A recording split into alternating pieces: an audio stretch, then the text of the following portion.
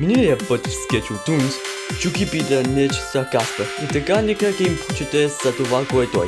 Каспер беше стар футболист. Той спечели всеки един рунд и за това Нигняк после няма съвест. Буквално, което го накара да го хвърли в токсичния кал, всичко това, защото той е нарцист. А сега за вашия редовен епизод. Тази са партия! Ей, кого търсим? Кой тук? Каспер! Казах го, убих го. Не е ли комиче да пълен с мъртви хора? Обу! Нигняк! Не защото мога да гледам записа си от Супер Бол 54. Губища! Довият Супер Бол изглежда страхотно. Нищо, обичам Супер Бол и всичко това, но погребенията са на първо място. Не го плаща!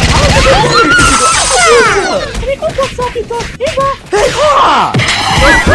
Мога ли да предложа да влезем вътре в картата? Но как? С магическата дума. Не че do, we can do. Точно както си мисля.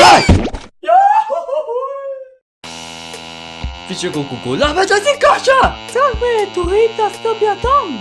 Ще дам ли го направиш сега, как търсиш скоро на Каспер? Всички тези хора! Можем ли да видим мемориалът на Камеран Плюс? Не, ще отидем да видим мемориалът на Коби Брайант.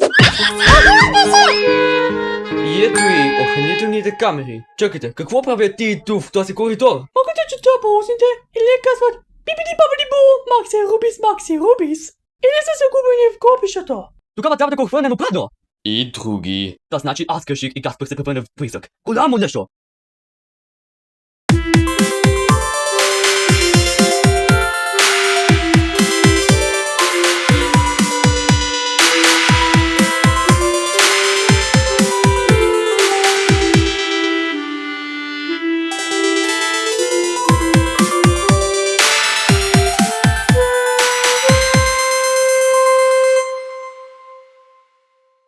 За още ник скетчо и скетчо Тунц, отиди в YouTube и Tumblr.